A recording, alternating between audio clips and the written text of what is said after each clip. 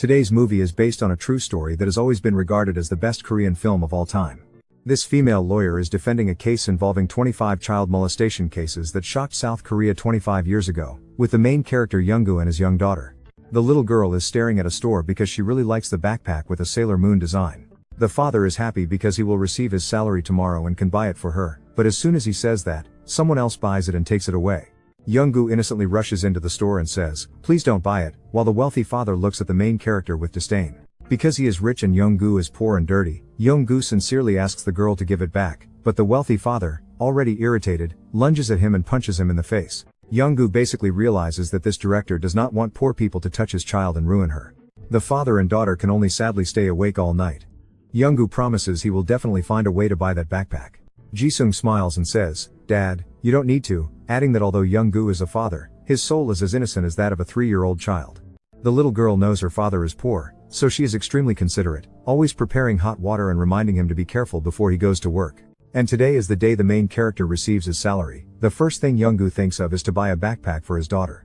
At this moment, the little girl from yesterday approaches, wanting to show Yonggu the store that is selling this backpack.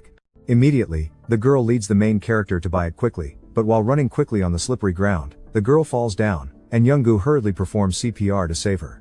This causes a woman passing by to see and start to misunderstand, thinking that Yonggu is killing someone. So she rushes to report to the police.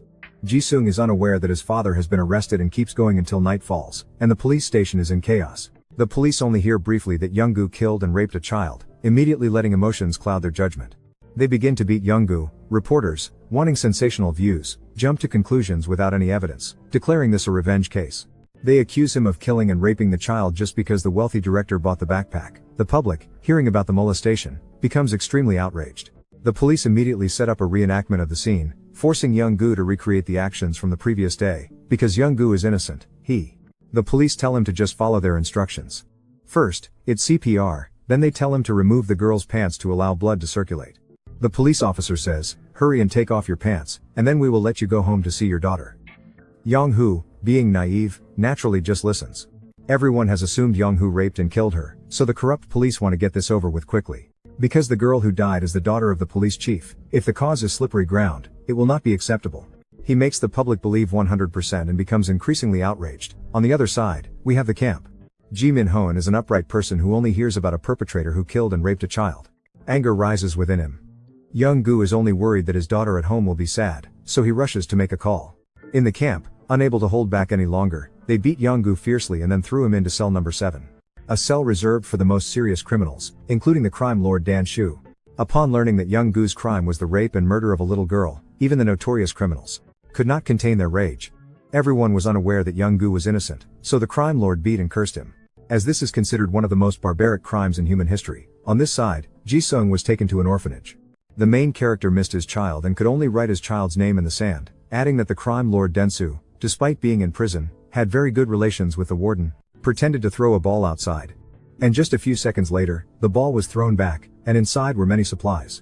At that moment, Yonggu saw someone sharpening a sharp object, seemingly wanting to kill Densu. Seeing this, he hurriedly ran out to save Densu, accepting to sacrifice himself to save another. After this, Densu really wanted to repay the favor. Asking what the main character needed, he could fulfill it. Of course, Yonggu only wanted one thing, which was to see his daughter Jisung. Quickly, thanks to his connections, Densu arranged a performance that included Jisung in the prison. Then grabbed the girl, put her in a foam box, and he, with long hair, transported her through countless difficulties, storms, and traps. Finally, Jisung managed to reach the prison. At this moment, the two were overjoyed, not knowing what to say. Why did Dad disappear without saying anything to me? But why, after just a few days, have you lost so much weight? The man in the blue shirt, fearing being discovered, shouted to check the closet. The situation now was hard to handle. The girl hurriedly hid under the door, looking at her father just as this man was about to call the police. The girl looked up with tear-filled eyes, which made him change his mind. He immediately swerved, wanting to ask for just one bread. Just one piece of bread? Why are you screaming like that? So the whole room stuffed bread for him to eat. The two fathers and children loved each other deeply. If it weren't for someone with deep feelings, they couldn't be so close. But an unexpected incident caused the art troupe to leave early. Everyone had to quickly return Jisung, who kept clinging to her father, absolutely refusing to leave. Yonggu had to promise that after she went to school, on the weekend, Densu would definitely bring her back here. Aunt Sung waved her hand, making the officer promise. That's how the long-haired one could take the girl away, but unfortunately, they left too late. As a result, the girl unintentionally became a prisoner. Never have the two of them been in prison and yet been so happy. Only the officers were worried, sweating profusely. Now the hardest part is how to get the girl out. I'm sorry. Just because I wanted to buy a Sailor Moon backpack. Dad, remember to explain clearly to the judge, okay? Of course, Dad is not a bad person like you. Suddenly, in the middle of the night, the warden pointed out that the whole room was in a frenzy trying to hide Jisung. The warden said he just heard a girl's voice. There's no other way, brother with long hair has to pretend to be gay so that the little girl can live another day with her dad thanks to Jisung coming here to play around. Making everyone's life here never this joyful. The next day, hearing that the priest was coming to the prison to absolve sins, everyone coordinated to bring Jisung outside. They dressed Jisung in the dancing outfit from the other day and rushed to take her there, but suddenly the little girl gasped realizing that it wasn't the priest but the monks. Two different religions can't mingle like that. The result is they have to bring Jisung back to the room while the camp leader looks at the photos from the dance party the other day. Immediately discovering that one girl was missing, the supervisor quickly approached the basket and unexpectedly looked down but couldn't see Jisung anywhere. It turns out that two people managed to carry her just as the camp leader's face appeared. Min Hong angrily dragged the main character outside in this heavy rain. My daughter will catch a cold. Min Hong hearing that was very angry. You're worried about your daughter after killing someone else? You're such a jerk, and because of this, everyone was punished. Meanwhile, Yonggu was locked in a dark cell, and after a while, a fire broke out in the prison because a madman got angry and set fire everywhere with gasoline. The camp ordered to release all prisoners to the yard for a roll call while he stayed behind to break down the door and rushed into the burning room. Wanting to catch that bastard, the main character saw the large fire in the room and wanted to save the camp leader without thinking. So he recklessly rushed through the flames to save someone, and when he woke up, knowing Yonggu was the one who saved him, he began to suspect. Would a murderer and rapist risk his life to save someone else? On this side, Jisung is very smart. Thanks to her teacher taking her to visit her father under the pretense of a parent-teacher consultation. The daughter is pretty and the teacher is also pretty. If it weren't for going to prison, we would have been a beautiful family. All of this was seen by the camp leader. He also has a child, so he understands that a loving parent definitely cannot lay a hand on killing. Surely there must be some misunderstanding because not being allowed to visit her father, Jisung was exhausted and had to stay in the hospital. The orphanage also refused to take care of Jisung. Uncle, can you put me in jail with my dad? This sentence truly melted hearts. The station chief directly allowed the supervisor to bring in a gift box to play with the spoiled Ong. And inside was the little daughter Jisung. On this side, Jisung randomly made Officer Den-soo read a story to her. But the officer didn't know how to read, so he just stumbled through it. Hurry and read, why do you act like a illiterate person? Nowadays, who doesn't know how to read? Even kittens and puppies learn to read after just 3 months. Who doesn't know how to read? Surely it's not a human anymore. Alright, let's continue playing chess on the other side. The camp leader met with the police to investigate Officer Gu's case. When reading the file, he discovered something suspicious about a fool like a 3-year-old child. How could they write a smooth statement? On this side, the girl Jisung was also brought in to teach Officer Den-soo how to read. Misspelled words were immediately mocked by the gang. Even Yonggu wrote better after a period of hard practice. Den-soo finally wrote that Jisung knew a guy who borrowed a phone to call his pregnant wife who was about to give birth. Indeed, he managed to call his wife just as she had just given birth, but the signal here was too weak. He had to put the phone in the toilet to get a signal to hear, and it turned out his wife had just given birth to a daughter. Indeed, it was the call. The happiest moment in the world turned out to be when the girl borrowed her boyfriend's phone in class. Because the trial date is approaching, the prison guard also rushed to encourage him to provide clear statements. Remembering that day, the girl slipped and fell. The strong slip caused her head to hit and bleed a lot. The group set up the scene to investigate thoroughly. Finally, they discovered the reason for why she hit her head. It turned out to be due to the backpack behind her. Her head hit when she fell backward, and it was -18 degrees that day, which meant she slipped due to a puddle of water at the market. It froze even more, and when she fell, a brick fell down too. But why did he take off the girl's pants? First, he had to loosen the belt to allow blood flow. Second, he pressed her chest vertically. Third, he performed artificial respiration and slapped her to wake her up. This turned out to be a safety course for workers, but since she was the daughter of the department director, the police felt pressured to solve the case immediately. So they made Yonggu confess to keep his job, while the camp leader met with the police director to ask for a reinvestigation. But the director, filled with rage, had lost his reason and just wanted the male protagonist to be executed immediately. The inmates began training the male protagonist to memorize the facts to testify in court all day and night, even when going to the bathroom. He just needed to state the truth, but for Yonggu, that was already a huge problem. Furthermore, there were testimonies about the police deceiving him into taking off his pants, making continuous efforts. Eventually, Yonggu memorized everything. Just then, his defense lawyer arrived, but unfortunately, This lawyer feared offending that director, so he said he had to die for his daughter to live. So he disregarded the idea of taking statements from the camp and dismissed the additional evidence. I still have to worry about keeping my own job. Right after that, Yonggu was taken to the waiting room for trial when the police chief came to visit.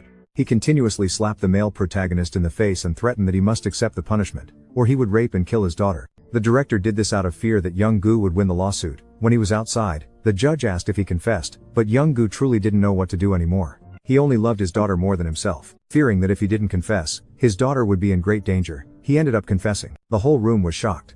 The victim's family screamed in hatred and cursed, while Jisung didn't understand why. The male protagonist looked back at his daughter, continuing to confess to keep her safe, and the camp was perceptive enough to know. Yonggu was threatened before the trial and immediately requested his defense lawyer to hurry, but he remained silent, keeping his seat. The name of the director is satisfying to hear because fundamentally, when you are rich and powerful, whatever you want must go your way.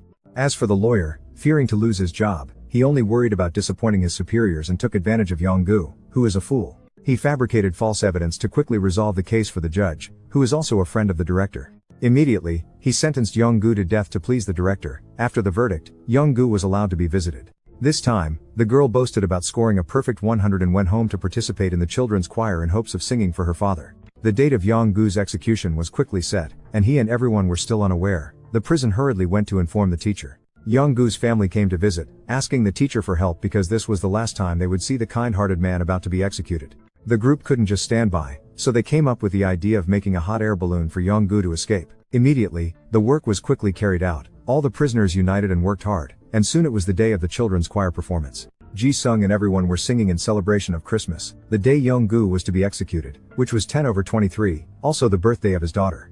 The prisoners deliberately organized a group performance, all heading outside towards the hot air balloon. Like a glimmer of hope for those who no longer knew where to turn, they released the ropes, letting the balloon rise. Everyone hoped Yonggu would live, but the guards sensed something was amiss. The hot air balloon was about to help the father and son escape.